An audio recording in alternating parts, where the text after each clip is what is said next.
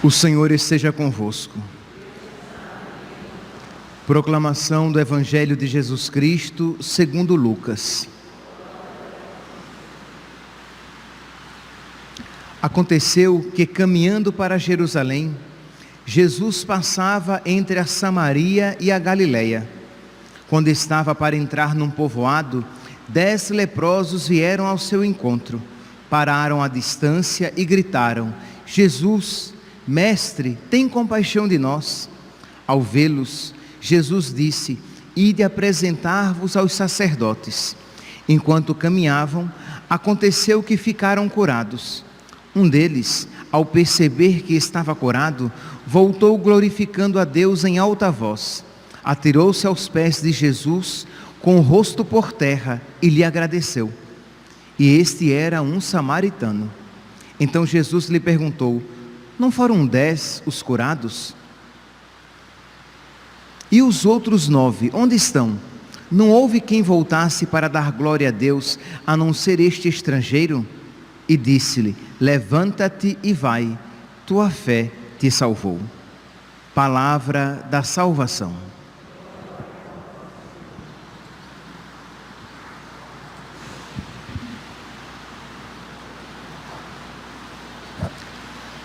Caríssimos irmãos e irmãs, estamos hoje celebrando São Martinho de Tours, que depois de Santo Antão foi o primeiro santo canonizado sem ser mártir, porque até então nós estamos aqui no início do século IV, São Martinho nasceu em 300.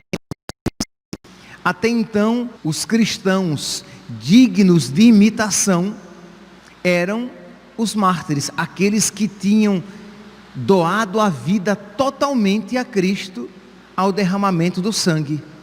Mas depois teve Santo Antão, pela sua dedicação exemplar, pela sua entrega exemplar, e temos então agora São Martinho de Tours. Tours, na França, onde São Martinho teve uma grande devoção. Imagine que nós temos mais de 3.600 igrejas dedicadas a ele. Mais de 480 povoados que o têm como protetor, como padroeiro. Então ele teve, de verdade, assim, uma grande expansão. O povo o conheceu logo cedo, porque o seu biógrafo Sulpício Severo escreveu, era contemporâneo seu, e logo após a sua morte publicou a sua biografia e fez com que ele ficasse muito conhecido. Mas quem foi São Martinho de Tours? Ele era filho de pais pagãos. Seus pais não eram cristãos, mas ele, por curiosidade, menino ainda, uns seus 12, 13 anos, ele gostava de ir às missas, porque lhe tocava ver o santo sacrifício, a devoção do sacerdote, a piedade do povo que participava da Santa Missa. Imagine, nós estamos falando aqui de um culto estranho a ele, porque ele nasceu pagão, ele não conhecia o cristianismo, mas algo o atraía, e o atraiu de tal maneira que ele chegou ao pai e disse que queria ser cristão. Se inscreveu no livro dos catecúmenos, isto é, ele, usando uma linguagem de hoje em dia, ele entrou na catequese. Ele se inscreveu na catequese por conta própria. Naquela época, o catecumenato durava vários anos. Isto é, para alguém ser acolhido, ser batizado, ele tinha que de verdade ser provado e comprovado nas virtudes. Porque ser cristão não era bolinho, era perder a própria vida, porque nós ainda estamos aqui num período em que, pelo menos em 315, nós estamos ainda num período em que o cristianismo não tinha não tinha sido ainda aceito. Então, era necessário reconhecer as virtudes de alguém, porque senão era batizado e depois abandonava a fé. Pois bem, então Martinho se inscreveu entre os catecúmenos. Quando o pai soube, ficou irado e o mandou para o exército. Ele tinha apenas 15 anos, que o pai não queria de maneira nenhuma que ele fosse cristão. Então ele foi para o exército e foi enviado para a França. Lá ele também procurou alguns cristãos com quem ele pudesse de alguma maneira continuar a sua formação, porque aquele jovem rapaz, aquele menino, nós diríamos, com 15 anos, ele queria ser cristão, ele queria entregar a sua vida a Cristo. Ainda, pelo menos os biógrafos não relatam isso, que ele ainda não queria ser monge, ser sacerdote. Não, ele queria apenas ser fiel a Cristo. Ele queria fazer a vontade de Cristo. Ele não queria mais viver guiado pelas suas vontades, mas ele queria ser guiado pela vontade de Cristo. Percebe aqui, meus santos, que já é um exemplo para nós. Isto é, eu quero viver a minha vida, e quem vai guiar a minha vida? A minha vontade? Não. Os propósitos do mundo? Não. Quem vai guiar a minha vida é a vontade de Cristo.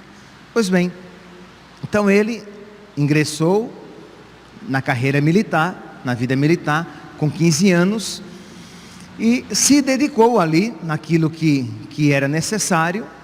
Passou um bom tempo, porque com 20 anos nós temos o relato daquele grande acontecimento na vida dele.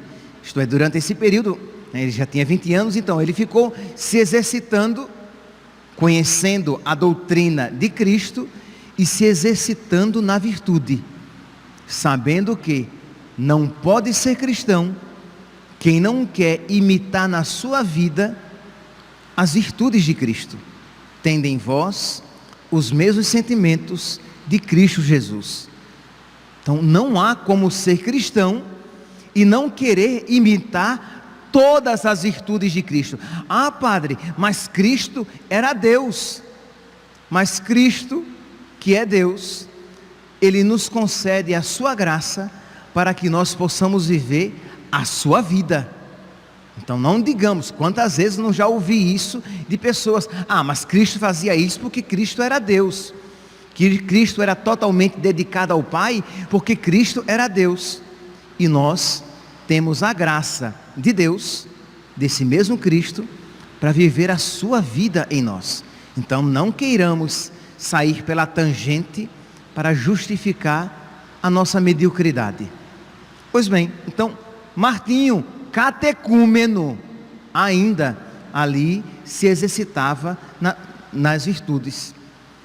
Até que um dia, no inverno da França, inverno fortíssimo, ele se encontra com um mendigo que lhe pede uma esmola, e ele não tem nada para dar àquele mendigo. E ele não pensa duas vezes, desce da sua montaria, com a sua espada corta o seu manto em duas partes, entrega uma parte para o mendigo, para que ele pudesse se aquecer, e a outra parte do manto ele fica para si, e vai para casa, vai para o seu distrito do quartel. À noite, ele tem um sonho. Jesus aparece a ele e diz assim: Martinho, catecúmeno, tu hoje aqueceste, cobriste o Cristo. E aquela visão o tocou de tal maneira que ele se decidiu agora consagrar ainda mais radicalmente a sua vida a Cristo. Ele percebeu, né, que era Cristo que estava presente ali naquele pobre. Eu tive fome, e me deste de comer, eu tive sede e me deste de beber, eu estava nu e me vestiste. Então ele percebeu ali, e aquele encontro com Cristo no sonho, naquela visão, faz com que ele deseje agora entregar sua vida totalmente a Cristo. Tenta se desligar de imediato do exército, não consegue de imediato, mas 2 anos depois ele consegue. Mas persevera ali naquela vontade de se consagrar a Cristo. Ele agora queria ser monge, queria viver uma vida totalmente entregue a nosso Senhor. Procura o bispo Hilário de Poitiers, que cede a ele um pequeno terreno perto de Poitiers, onde ele poderia construir um mosteiro e viver. Só que muitos jovens começam a procurar aquele mosteiro também, porque a ordem, o mosteiro fundado por São Martinho, não era um mosteiro apenas de vida contemplativa, era um mosteiro também de vida apostólica. As pessoas deveriam também evangelizar, e aos pagos. Os pagos eram as pequenas aldeias, daí vem os pagãos, pequenas aldeias onde a grande maioria ainda não conhecia Cristo, que o cristianismo começou a se desenvolver nas cidades, e das cidades para as aldeias. E pagos, o nome aldeia, daí vem os pagãos. Pois bem, então aquele convento, aquele mosteiro começou a receber vários jovens, e jovens que ele enviava em missão para evangelizar essas pequenas aldeias, ganhando-os para Cristo. Sua fama se estende.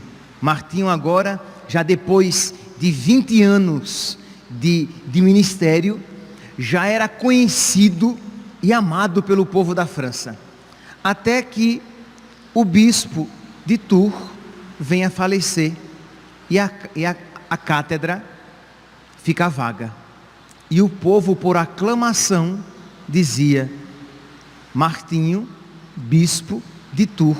E Martinho não queria. Martinho queria a vida apostólica, sim. Martinho queria também essa vida reservada que ele podia ter como monge missionário, mas Martinho não queria ser bispo. Mas aqui, meus santos, voltemos àquele ponto que deve iluminar a vida de todos nós. Seguir a Cristo não é apenas fugir do pecado. Sim, é óbvio. Seguir a Cristo não é apenas deixar de fazer as coisas erradas. Sim, é claro. Mas seguir a Cristo não é apenas fazer coisas boas, mas fazer as coisas boas queridas por Deus. Porque às vezes nós selecionamos as coisas boas que queremos viver. Nós selecionamos os sofrimentos a que queremos ser submetidos. E ser cristão é entregar a própria vontade a Cristo e dizer: Senhor, fazei na minha vida conforme lhe aprouver. Eu quero fazer as coisas boas que lhe aprouver, e eu quero viver, carregar as cruzes que o Senhor me escolher. Porque se você escolhe os sofrimentos a que você será submetido, e você escolhe as coisas boas que você vai praticar, no fundo, você é o seu Deus. É verdade, entre aspas, um Deus até bonitinho, que faz coisinhas boas e que suporta sofrimentos, mas a sua vontade é soberana, porque você escolhe o que vai sofrer, e até é generoso, até é generosa na escolha dos sofrimentos. Mas a santidade, meus santos, não está necessariamente na quantidade de penitências e sofrimentos que você padece, nem na quantidade de virtudes que você pratica, mas se aquilo que você faz e aquilo que você padece está na vontade, o que tu queres para mim? Pois bem, Senhor, eu até achava que o que eu estava querendo era melhor. Que louca pretensão esta minha. Contudo, Senhor, seja feita a tua vontade e não a minha. Então Martinho, que queria ser monge e missionário, ele aceita de início contra a sua vontade, mas fazendo a vontade de Cristo, ele aceita ser ordenado bispo e se torna um bispo exemplar, querido pelo povo.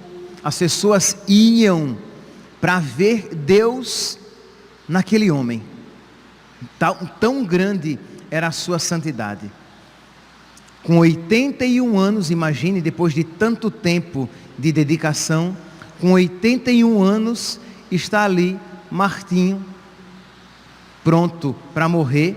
Diz a uma leitura na Liturgia das Horas, retirada da biografia de Sulpício Severo, o biógrafo, diz que Martinho descobriu, a ele foi dado conhecer o dia da sua morte, e ele já velho, cansado, só que em uma aldeia já cristianizada, os cristãos estavam em confusão, em briga entre si, e lá vai o velho Martinho, mesmo sabendo que a sua morte estava próxima, lá vai o bispo apaziguar, e ele pensa, desejando restabelecer a paz, embora não ignorasse o fim de seus dias, não recusou partir, julgando que seria um excelente desfecho de suas obras, deixar a igreja em paz.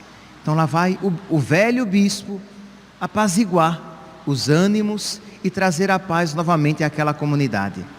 Lá chegando, ele consegue, os cristãos ali voltam à paz, mas as forças lhe faltam, e ele começa então a entrar no processo de morte, ele começa já a morrer, e os padres e os cristãos começam a chorar diante do seu corpo, dizendo, por que, Pai? Por que nos abandonas?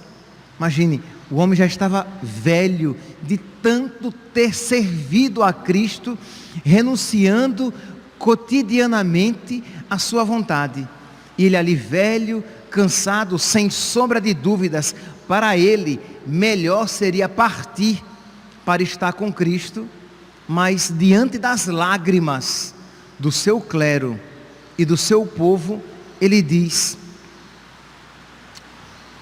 o clero diz assim, sabemos que desejas a Cristo, mas teus prêmios já estão seguros, não diminuirão, tem compaixão de nós, fica conosco. Então ele diz, Senhor, se ainda sou necessário ao teu povo, não recuso o trabalho, contudo, que seja feita a sua vontade. Percebe aqui, meus santos, essa entrega total de si. Se é vontade do Senhor que eu permaneça, eu não recuso este sofrimento, porque ele já estava velho e doente, mas se tu me pedes isso, eu aceito a tua vontade. Meus irmãos, esse homem, ele não é apenas exemplo, este santo bispo, ele não é apenas exemplo para os padres, para os bispos, mas para todos nós, para todos os cristãos. Senhor, mesmo com tão pouca disposição física, mesmo com tão pouca disposição dos meus afetos, eu estou aqui pronto para fazer a tua vontade. Abraçar a vontade de Deus, mesmo quando o nosso corpo quer o contrário. Abraçar a vontade de Deus, mesmo quando os nossos afetos se recusam.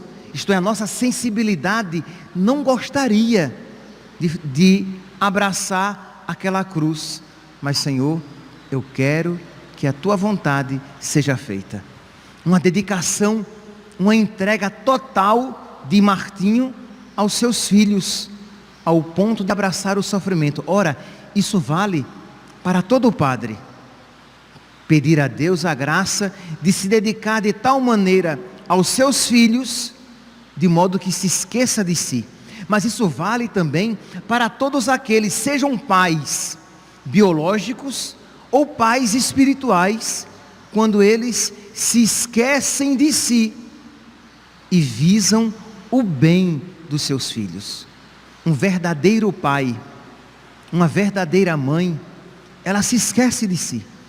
Ela não está mais em primeiro, segundo ou terceiro lugares. Em primeiro lugar, por amor a Deus, estão os seus filhos. Em primeiro lugar, por amor a Deus, porque isso agrada a Deus, está o bem dos seus filhos. Então, quando um padre, para buscar a sua, entre aspas, com muitas aspas, a sua autorrealização, ele vira as costas para os seus filhos, ele se esqueceu do que é ser pai, do que é amar. Porque Jesus, na cruz, não procurou a sua autorrealização. Jesus, ele não teve uma existência, ele teve uma pró-existência. Aí você diz, padre, mas não viver para si é muito doloroso. Sim, é doloroso, mas não é desesperador, se existe um céu. Se existe uma outra vida, na qual eu receberei a verdadeira vida, a verdadeira felicidade. Ora, se só essa vida existisse, seria muito duro dizer que eu não vou viver para mim, para os meus gostos e para os meus sonhos, porque afinal de contas, quando eu morrer, acabou. Mas se existe uma outra vida, viver a vida de Cristo, isto é, esta pró-existência, não viver para si, porque, como é que diz a carta aos Hebreus, que Cristo, ao entrar no mundo, ele disse o quê? Eis que venho fazer com prazer a vossa vontade, Senhor. E isso, esta voz de Cristo deve ser a nossa.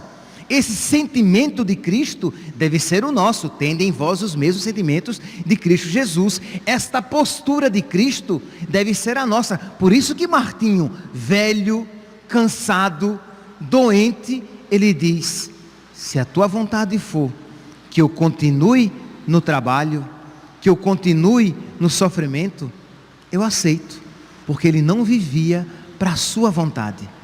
Então, quando um pai, eu apliquei para o padre, vamos agora aplicar para um pai, para uma mãe, que veem que viver para os seus filhos significa se esquecer de si, que é dedicar-se para ele. Os pais agora trabalham para os filhos, os pais agora, tudo que eles pensam e as decisões que eles vão tomar é o melhor para os filhos. Os pais às vezes até se exercitam numa virtude, suportando-se uns aos outros pelos filhos.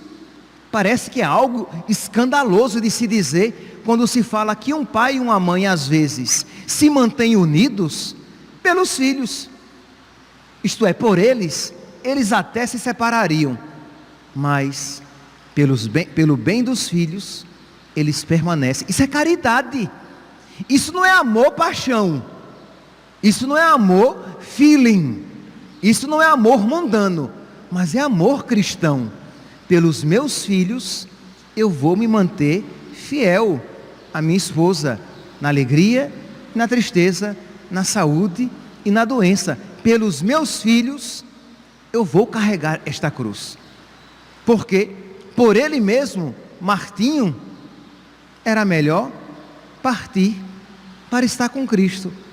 Mas, Senhor, se a tua vontade é que eu permaneça, se isso é o melhor para eles, eu permaneço. Cristo, pela sua simples humanidade, ele diz, Senhor, meu Pai, afasta de mim este cálice, todavia, seja feita a tua vontade, não a minha, porque eu não vim para fazer a minha vontade, mas a vontade daquele que me enviou, porque o meu alimento é fazer a vontade do Pai. Então, meus santos, se nós não estivermos dispostos a, fortificados pela graça de Deus, colocar isso em prática na nossa vida, nós nunca seremos cristãos de fato e nunca faremos uma comunhão de verdade. Porque você recebe Jesus, mas você não quer fazer de verdade comunhão com Jesus. Por quê? Porque eu não quero a vida dele. Porque receber a comunhão não é receber simplesmente a Eucaristia na boca.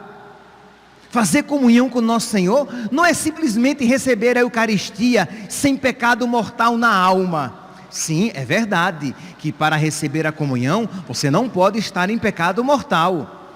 É verdade, mas isso não confere a você todas as qualidades, os requisitos necessários para que você faça comunhão com Cristo. Isto é, para que você comungue da vida dele, de modo que você possa dizer: eu vou viver a vida dele, eu vou viver os sonhos dele, eu vou assumir as vontades dele, porque o que é dele é meu. Eu sou do meu amado, o meu amado é meu. Peçamos, meus santos, peçamos por intercessão de São Martinho, por intercessão de Nossa Senhora, virtude máxima para nós, que nós aprendamos a fazer comunhão com Cristo, para que a vontade, os sonhos e os propósitos de Cristo se realizem plenamente nas nossas vidas. Louvado seja nosso Senhor Jesus Cristo, para sempre seja louvado.